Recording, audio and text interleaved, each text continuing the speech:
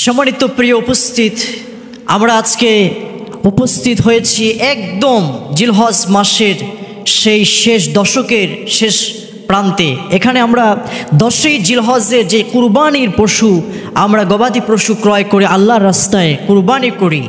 এই কুরবানি আমাদের কি শিক্ষা দিতে এসেছে? কুরবানি আল্লাহ পাক কেন দিয়েছেন? এর কারণটা হলো, কুরবানি থেকে আমরা শিখতে পারি 10টি বিষয়, 10টি জিনিস এই কুরবানি আমাদেরকে শিক্ষা দিয়ে যায়। নাম্বার 1, 1 নম্বর হলো সত্যহীন আনুগত্যের শিক্ষা। কারণ হজরতে ইব্রাহিম আলাইহিসসালাম যখন ইসমাইল আলাইহিসসালামকে কুরবানি করার জন্য আল্লাহ পাক যখন আদেশ করলেন, স্বপ্নে দেখিয়ে দিলেন, তখন আনুগত্যটা কেমন হওয়া উচিত? সামি'না ওয়া আতা'না, শুনলাম আর মেনে নিলাম। আল্লাহ রাব্বুল আলামিন হযরত ইব্রাহিম আলাইহিসসালামকে যখন স্বপ্নে দেখিয়ে দিলেন, ইব্রাহিম তোমার যেই প্রিয় বস্তুটি আছে আমার রাস্তায় কুরবানি করো। হযরত ইব্রাহিম আলাইহিসসালাম সঙ্গে সঙ্গে তার প্রিয় বস্তু হযরত ইসমাইল আলাইহিসসালামকে, তার প্রিয় বস্তু তার সন্তানকে কুরবানি করার জন্য প্রস্তুতি নিলেন। তার মানে হলো আল্লাহর আনুগত্যের পরে আর কোন আনুগত্য চলবে না, আল্লাহর আনুগত্যের উপরে কোন আনুগত্য হতে পারে না। আনুগত্যটি কেমন হওয়া উচিত?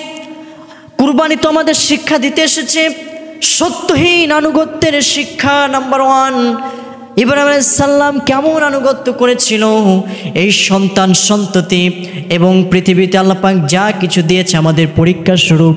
আল্লাহ পাক সূরা আল ইমরানে বলেছেন, যুজ্জিনা লিন্নাসি হুব্বুশ শাহাওয়াতি মিনান নিসা। আল্লাহ পাক বললেন, এই পৃথিবীতে আমি মানুষের জন্য চাকচিক্য করেছি, সুশোভনীয় করেছি মানুষের জন্য 6টি জিনিস। নাম্বার 1, 1 নম্বর হলো নারী সকলকে। আল্লাহ পাক বললেন, তারপরে গবাদি পশু সন্তান সন্ততি এই সকল মায়া ত্যাগ করে একমাত্র আল্লাহর আনুগত্য করতে হবে। যেমন হযরতে ইব্রাহিম আলাইহিসসালাম তিনি ইসমাইল আলাইহিসসালামকে কুরবানি করার জন্য আল্লাহ যখন আদেশ করেছে, স্বপ্নে দেখিয়েছেন, আর কোনো কম্প্রোমাইজ করেন নাই, তিনি কুরবানি দেওয়ার জন্য প্রস্তুতি নিয়েছেন। সুবহানাল্লাহ। এজন্য আল্লাহ পাক রব্বুল আলামিন পবিত্র কোরআনুল কারীমে বলেছেন যে তোমাদের যেই ধন সম্পদ সন্তান সন্ততি, আসলে এটা হলো পরীক্ষার একটি বিষয়। এর থেকে আল্লাহ পরীক্ষা করতে চায় তোমাদেরকে, মুমিন যারা, তোমাদেরকে যে তোমাদের অন্তরটি, তোমাদের কার আনুগত্যে তোমরা বেশি মগ্ন হতে পারো। আল্লাহ পাক এই কথাটি বলেছেন সূরা আনফালের, আল্লাহ রাব্বুল আলামিন সূরা 28 নং আয়াতে বলেছেন, ওয়া'লামু আন্নামা আমওয়ালুকুম ওয়া আওলাদুকুম ফিতনাহ ওয়া আন্নাল্লাহা ইনদাহু আজরুন আযীম। আল্লাহ পাক বললেন, এবং জেনে রাখো তোমাদের অর্থ সম্পদ ও তোমাদের সন্তান সন্ততি আসলে পরীক্ষার সামগ্রী। আর আল্লাহ রাব্বুল আলামিন আল্লাহর কাছে তা প্রতিদান দেওয়ার জন্য অনেক কিছুই আছে। সুবহানাল্লাহ। এজন্য সম্মানিত ভাইয়েরা, কুরবানি আমাদের শিক্ষা দিতে এসেছে অনেক কিছু। তার মধ্যে 10টি শিক্ষণীয় বিষয়ে আপনাদের সামনে কথা বলতে চাই। তাহলে নাম্বার 1 নম্বর হলো এই কুরবানি এসেছে আমাদের সত্যহীন আনুগত্যের শিক্ষা দেওয়ার জন্য। নাম্বার 2 নম্বর হলো কুরবানির মাধ্যমে আমরা আল্লাহর রাস্তায় আমাদের প্রিয় জিনিস উৎসর্গ করার প্রশিক্ষণ লাভ করে থাকি। সম্মানিত ভাইয়েরা, এটি একটু ইম্পর্টেন্ট বিষয় যে কুরবানির মাধ্যমে আমরা প্রিয় বস্তুটি আল্লাহর রাস্তায় উৎসর্গ করার যেই প্রশিক্ষণ, এটা আমরা লাভ করে থাকি। তার কারণ হলো আল্লাহ পাক রব্বুল আলামিন কিন্তু তার রাস্তায় অপ্রিয় কোনো জন্তু কিন্তু চান না, নিকৃষ্ট কোনো জিনিস চান না। আল্লাহ পাক উৎকৃষ্ট, আল্লাহ পাক উত্তম বস্তুটি চান। কারণ ইব্রাহিম আলাইহিসসালাম অনেক রিওয়ায়াতে আছে যে স্বপ্নে দেখলেন, দেখার পরে কুরবানি করলেন, উট কুরবানি করে দিলেন, কবুল হলো না। আল্লাহ বললেন প্রিয় বস্তুকে কুরবানি করো। এর জন্য কুরবানি থেকে আমরা শিক্ষা নিব যে কুরবানি দ্বারা আমরা আল্লাহর রাস্তায় প্রিয় বস্তুকে কুরবানি করার একটি প্রশিক্ষণ আমরা লাভ করে থাকি। কারণ ইব্রাহিম আলাইহিস সালাম তিনি তার প্রিয় বস্তু নিজের কলিজার টুকরো সন্তান 80 বছর 85 বছর বয়সে রব্বি হাবলি মিনাস সলিহিন আল্লাহর কাছে যখন দোয়া করলেন, হে রব্বুল আলামিন আমাকে একটা পুত পবিত্র নেককার সন্তান দান করুন, তখন ইব্রাহিম আলাইহিস সালামকে আল্লাহ পাক হযরত ইসমাঈল আলাইহিস সালামকে দান করলেন। তার কথাটি শুনলেন, আল্লাহ পাক দোয়াটি কবুল করলেন। তার মানে কি, যে 80 বছর বয়সে সন্তান পেয়েছিল, এজন্য সন্তানের মায়া মহাব্বত কি তার ভিতরে কম ছিল? কম ছিল না। কিন্তু আল্লাহ পাক তার ভিতরে অনেক মায়া ছিল, ভালোবাসা ছিল ইসমাইলের প্রতি। কিন্তু আল্লাহর আদেশ, আল্লাহর আনুগত্য, এটা করণীয়, এটা ফরজ হয়েছিল, এজন্য করণীয় হয়েছিল। এজন্য আল্লাহ পাকের গোলাম, আল্লাহ পাকের নবী হযরত ইব্রাহিম আলাইহিস সালাম প্রস্তুতি নিয়েছিলেন। এই জন্য আমরা আল্লাহর রাস্তায় সবচেয়ে প্রিয় বস্তুটি উৎসর্গ করতে পারি, এটাই হলো কুরবানি আমাদের শিক্ষা দিয়ে থাকে। কারণ আমরা একটি বিষয়, এই কুরবানির ইতিহাস কিন্তু হযরত ইব্রাহিম আলাইহিস সালাম থেকে ফার্স্ট নয়, এখান থেকে শুরু হয়নি। কুরবানির ইতিহাস হলো এই পৃথিবীর সৃষ্টির পরে হযরত আদম আলাইহিস সালামের যে সন্তান ছিল হাবিল এবং কাবিল, এদের ভিতরে কিন্তু কুরবানি, তাদের ভিতরে কুরবানি এটা কর্তব্য ছিল। কুরবানির বিষয়টি আমরা সেখান থেকেই উপলব্ধি করেছি। এখানে হাবিলের কুরবানিটি কবুল হয় এবং কাবিলেরটি কবুল হয় না। কারণ হাবিল যে কুরবানি দিয়েছিল, এটা তার সেই পশুপালন করতো, এখান থেকে সবচেয়ে উৎকৃষ্ট উত্তম একটি পশু আল্লাহর রাস্তায় উৎসর্গ করার জন্য তিনি চুজ করতেন। কিন্তু কাবিল যা করেছিলেন, তিনি আল্লাহর সন্তুষ্টির জন্য নয়, লোভ দেখানোর জন্য তিনি উৎকৃষ্ট বস্তুটি আল্লাহর রাস্তায় কুরবানি করতে পারেন নাই। এজন্য আল্লাহ পাক সেই কাবিলের কুরবানি কবুল করেন নাই, হাবিলের কুরবানি কবুল করেছেন। এটা সূরা আল্লাহ পাক সূরা আল মায়েদার ভিতরে চমৎকারভাবে 27 নং আয়াতে সে কথাটি উল্লেখ করেছেন। আল্লাহ রাব্বুল আলামিন হযরত হাবিল আর কাবিলের কুরবানির সম্পর্কে চমৎকারভাবে উল্লেখ করলেন। ওয়াতুলু আলাইহিম নাবা ইবনাই আদম বিল হক إذ قربا قربانا فتقبل من أحدهما ولم يتقبل من الآخر قال لأقتلنك قال إنما يتقبل الله من المتقين আল্লাহ রাব্বুল আলামিন বললেন, আর তাদেরকে আদমের 2 ছেলের সঠিক কাহিনী তাদের মাঝে শুনিয়ে দিন, কাহিনীও শুনিয়ে দাও। তারা দুজন কুরবানি করলে তাদের একজনের কুরবানি আল্লাহ পাক রব্বুল আলামিনের আরশে আজিমে কবুল করে নিলেন, আর অপরজনের কুরবানিটি আল্লাহর রাস্তায় কবুল হলো না। আল্লাহ পাক বললেন, আল্লাহ রাব্বুল আলামিন বললেন, আমি তোমাকে মেরে, আল্লাহ রাব্বুল আলামিন এই যে ঘটনাটি উল্লেখ করেছেন কোরআনুল কারীমে, তার মানে হলো 2 নম্বর বিষয়টি কুরবানি থেকে আমরা শিক্ষা নিতে পারলাম যে আল্লাহর রাস্তায় নিকৃষ্ট জিনিস নয়, সর্বোত্তম উৎকৃষ্ট বস্তুটি কুরবানি না করলে কুরবানি কবুল হবে না, কবুল হবে না কুরবানি। সম্মানিত ভাইয়েরা, প্রিয় ভাই সব, এজন্য আমাদেরকে সে কুরবানির উত্তম জিনিসটি আমাদেরকে আল্লাহর রাস্তায় উৎসর্গ করার বিষয়টি কুরবানি থেকে আমরা শিক্ষা লাভ করি। কুরবানি থেকে আমরা 10টি বিষয় শিক্ষা পাই। তার মধ্যে 3 নম্বর হলো আমরা কুরবানি আমাদেরকে তাকওয়া অর্জন তথা তাকওয়া ভিত্তিক জীবন যাপনের শিক্ষা দেয়। কারণ কুরবানি এমন একটি ইবাদত যেটা আল্লাহ রাব্বুল আলামিনের কাছে এই কুরবানির রক্ত পৌঁছে না, কুরবানির মাংস পৌঁছে না, আল্লাহর কাছে কুরবানির সেই পশুর চামড়া পৌঁছে না, আল্লাহর কাছে পৌঁছে বান্দার তাকওয়া। সুবহানাল্লাহ, হাদিস শরীফ এসেছে কুরবানির পশু জবাই করার পূর্বে রক্ত যখন জমিনে পড়ে তার আগেই কুরবানিটি আল্লাহর রাস্তায় আল্লাহ কবুল করে নেয়। সুবহানাল্লাহ বিহামদি। প্রিয় ভাই সব, এই জন্য 3 নম্বর যে বিষয় কুরবানি থেকে আমরা শিখতে পারি সেটি হলো কুরবানি আমাদেরকে তাকওয়া অর্জন তথা তাকওয়া ভিত্তিক জীবন যাপনের শিক্ষা দিয়ে থাকে। আল্লাহ রাব্বুল আলামিন এই কথা চমৎকারভাবে উল্লেখ করেছেন, বান্দারে কুরবানির পশু আমার কাছে পৌঁছে না, কুরবানির পশুর রক্ত আমার কাছে পৌঁছে না, কুরবানির পশুর চামড়া পৌঁছে না, তাহলে কি পৌঁছে? আল্লাহ রাব্বুল আলামিন পবিত্র কোরআনুল কারীমের ক্রমিক নং অনুযায়ী 22 নং সূরা আল হজ্জের আল্লাহ রাব্বুল আলামিন 37 নং আয়াতে চমৎকার ভাবে উল্লেখ করেছেন, লাইয়ানালাল্লাহু লুহুমুহা ওয়ালা দিমাউহা ওয়ালাকিন ইয়ানালুহু التقوى منكم كذلك سخرها لكم لتكبروا الله على ما هداكم وبشر المحسنين আল্লাহ রাব্বুল আলামিন বললেন, পৃথিবীর মানব মণ্ডলী তোমরা শুনে নাও, তোমরা যারা কুরবানি দেওয়ার প্রতিশ্রুতি করেছো, আদা করেছো, তাদের গোশত আল্লাহর কাছে পৌঁছে না, তাদের রক্ত পৌঁছে না, কিন্তু তার কাছে পৌঁছে তোমাদের তাকওয়া, তোমাদের অন্তর, আল্লাহর ভয়। তোমরা পশু কার উদ্দেশ্যে জবাই করলে, কার ভয়ে তোমরা জবাই করলে, এই বিষয়টা আল্লাহ রাব্বুল আলামিন দেখতে চায়। হযরত ইব্রাহিম আলাইহিস সালাম যখন ইসমাইলের গর্দানে ছুরি যখন চালাবেন, এমন সময় এই দৃশ্য আসমানের ফেরেশতারা দেখার পরে তাদের কান্না শুরু হয়ে গেল। রাব্বুল আলামিনকে বললেন, আল্লাহ রাব্বুল আলামিন এমন কেমন পরীক্ষা যে হযরতে ইব্রাহিম আলাইহিস সালাম পিতা হয়ে সন্তানের গর্দানে ছুরি চালাচ্ছে। আল্লাহ রাব্বুল আলামিন আসমানের ফেরেশতারা দৃশ্য দেখে কান্না শুরু করলেন। আসমানের ফেরেশতাদেরকে আল্লাহ রাব্বুল আলামিন বললেন, ও আমার ফেরেশতারা, আমি হযরতে ইব্রাহিম আলাইহিস সালামকে যেই নিয়ামত দিয়েছিলাম সন্তানকে, এই সন্তানকে তিনি আমার রাস্তায় কুরবানি করার জন্য আমার আদেশ পেয়ে তিনি দ্বিধাবোধ করেন নাই, সংকোচ মনে করেন নাই, তিনি তো তার গোলামি থেকে বিরত থাকেন নাই। হযরত ইব্রাহিম সাল্লামের সন্তান নয়, আমি ইব্রাহিমের অন্তরটা দেখেছি, তাকওয়া দেখেছি।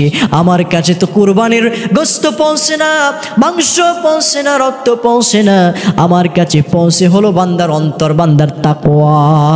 সুবহানাল্লাহ বিহামদি। সম্মানিত ভাইরা, এই জন্য কুরবানি 3 নম্বর যে শিক্ষা আমরা পাই কুরবানি থেকে, সেটি হলো যে আমরা কুরবানি আমাদেরকে তাকওয়া অর্জন তথা তাকওয়া ভিত্তিক জীবনযাপন করার মতো জীবনযাপনের শিক্ষা কুরবানি থেকে আমরা লাভ করি। সম্মানিত ভাইয়েরা, এই শিক্ষা যদি আমরা শুধু কুরবানির ক্ষেত্রে নয়, প্রত্যেকটি ক্ষেত্রে যদি আমরা যদি আল্লাহর সেই ভয় তাকওয়া যদি দেখে আমরা কাজগুলি করতাম, জমিনের আল ঠেলা সম্ভব হতো না, খাদ্যে ভেজাল দেওয়া সম্ভব হতো না, পৃথিবীর মানুষগুলি ভালো হয়ে যেত, সভ্য হয়ে যেত, তারা শ্রেষ্ঠ মানুষে পরিণত হয়ে যেত। সম্মানিত ভাইয়েরা, এই জন্য কুরবানির মাসেই, কুরবানির মৌসুমেই শুধু আল্লাহর ভয় নয়, আল্লাহর ভয় তাকওয়া এটা কুরবানি থেকে আমরা শিক্ষা নিতে পারি।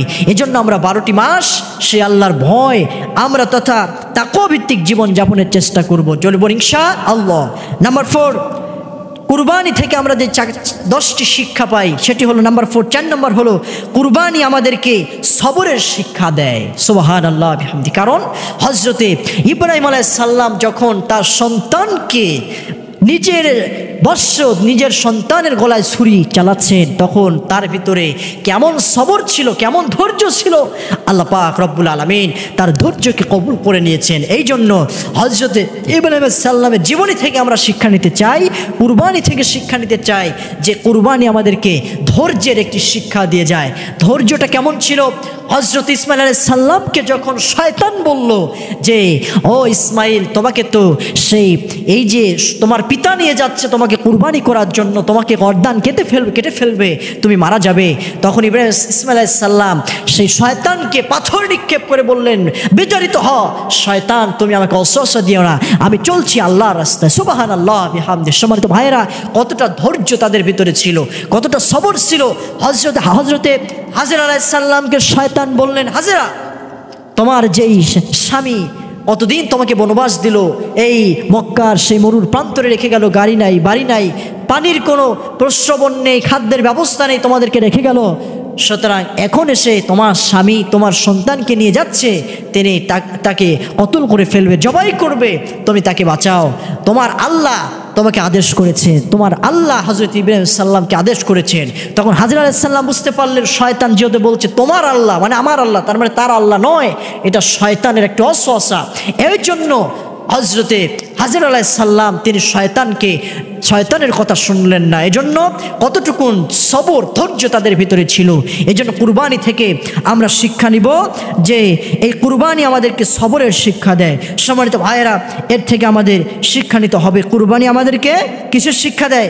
আমাদেরকে সবরের শিক্ষা দেয়। নাম্বার 6 নাম্বার হলো, নাম্বার 5 নাম্বার হলো আমরা কুরবানি থেকে ঈমানের পরীক্ষার আমরা যেন হতাশ না হয়ে আমরা যেন দৃঢ় থাকতে পারি, অবিচল থাকতে পারি, সেই শিক্ষা কুরবানি আমাদেরকে দিয়ে যাচ্ছে। সুবহানাল্লাহ বিহামদি। সম্মানিত ভাইয়েরা, এই কুরবানি আমাদেরকে ঈমানের পরীক্ষায় আমরা যেন হতাশ না হই, নিরাশ না হই, এটা আমাদেরকে শিক্ষা দিয়ে যাচ্ছে। যেমন হযরত ইব্রাহিম আলাইহিস সালাম হতাশ হন নাই, নিরাশ হন নাই, প্রিয় বস্তুকে আল্লাহর রাস্তায় জবাই করতে প্রস্তুতি নিয়েছিলেন। আল্লাহর এই চমৎকার দৃশ্যটি তিনি কবুল করে নিয়েছেন। সুবহানাল্লাহ বিহামদি। কুরবানি থেকে আমরা নাম্বার 6 নাম্বার যে বিষয়টি শিখতে পারি সেটি হলো শয়তানের কুমন্ত্রণাকে নস্যাৎ করার শিক্ষা কুরবানি আমাদের দিয়ে যায়। যে কথা বললাম যে শয়তান বারবার চেষ্টা করলেন, সেই হজরতে হাজর আলাইহিস সালামকে ধোঁকা দিলেন, হজরত ইসমাইলকে ধোঁকা দিলেন, তারা কারো কথা শুনলেন না। এমন কি হযরত ইব্রাহিম আলাইহিস সালাম পাথর নিক্ষেপ করলেন শয়তানদের লক্ষ্য করে। আল্লাহ পাক এই পাথরটা জামরায় যখন পাথর নিক্ষেপ করলেন, হযরত ইব্রাহিম আলাইহিস সালামের এই পাথর নিক্ষেপ করাকে আল্লাহ পাক এত পছন্দনীয় মনে করলেন। আল্লাহ পাক বললেন, আমি এটা কিয়ামত পর্যন্ত জারি রেখেছি। সুবহানাল্লাহ। পৃথিবীতে যারাই হজ করতে আসবে, কাবা শরীফ জিয়ারত করতে আসবে, তারাই এই জামরায় পাথর নিক্ষেপ করবে। এই তো হজের মৌসুম চলছে, জিলহজ মাসের 9 তারিখে আরাফার দিন, আজকে হজ হচ্ছে। সম্মানিত ভাইয়েরা, তাহলে এই হাজী সাহেবরা যে পাথর নিক্ষেপ করছে, এটা সেই ইব্রাহিম আলাইহিস সালাম থেকে এসেছে। এই পাথর নিক্ষেপকে আল্লাহ পাক কবুল করেছে। এই জন্য আমরা সেই কুরবানি থেকে শিক্ষা নিতে পারি, আমরা যেন আমাদের ঈমানের পরীক্ষা আল্লাহ পাক যেই পরীক্ষায় আমাদেরকে দিবেন না কেন, আমরা যেন উত্তীর্ণ হতে পারি। এজন্য কুরবানি আমাদেরকে আল্লাহ পাক দিয়েছেন। নাম্বার 6 নাম্বার হলো কুরবানি থেকে আমরা যে শিক্ষাটি পাই সেটি হলো সকল ভালোবাসার উপরে আল্লাহর ভালোবাসাকে আমাদেরকে প্রাধান্য দিতে হবে, আমাদের মেনে নিতে হবে। তার মানে হলো যে আল্লাহর ভালোবাসা, আতিউল্লাহ ওয়া আতিউর রাসূল ওয়া উলিল আমরি মিনকুম, প্রথমে আনুগত্য হবে আল্লাহর ভালোবাসার উপরে কোনো ভালোবাসা হতে পারে না। হযরত ইব্রাহিম আলাইহিস সালাম আল্লাহকে কেমন ভালোবেসেছিল যে আল্লাহ আদেশ করেছেন তার প্রিয় বস্তুকে কুরবানি করার জন্য প্রস্তুতি নিলেন। এই জন্য কুরবানি থেকে আমরা 7 নম্বর যে বিষয় শিক্ষা নিতে পারি সেটি হলো আমরা সকল ভালোবাসার ওপরে একমাত্র আল্লাহকে বেশি ভালোবাসবো, এটাকে প্রাধান্য দেব ইনশাআল্লাহ। নাম্বার 8 নম্বর যে বিষয় আমরা শিক্ষা পাই, কুরবানি আমাদেরকে উদারতা, আন্তরিকতা এবং দান করার প্রশিক্ষণ দিয়ে যায়। সুবহানাল্লাহ। দেখেন, কুরবানি আমাদেরকে উদারতা, দান করা এবং আন্তরিকতার একটি প্রশিক্ষণ দিয়ে যায়। যেমন এই কুরবানির যারা দিবেন এই সমাজে, তারা অনেক প্রভাবশালী মানুষ, তারা কুরবানি দিবেন 1 লক্ষ 2 লক্ষ টাকা খরচ করে যারা গবাদি পশু ক্রয় করেছেন। এই পশুর ভিতরে এতিম মিসকিনের হক আছে না নাই? আছে। এজন্য আল্লাহ পাক রব্বুল আলামিন এটা পবিত্র কোরআনুল কারীমে স্পষ্টভাবে বলেছেন সূরা আয-যারিয়ার 19 নং আয়াতে। আল্লাহ রব্বুল আলামিন বললেন, অফি আমওয়ালিহিম হাক্কুল লিস-সাইলি ওয়াল মাহরুম। আল্লাহ রব্বুল আলামিন বললেন, তাদের সম্পদে অধিকার ছিল, গরিবের ধনীর সম্পদে, প্রভাবশালীর সম্পদে গরিবের হক রয়েছে।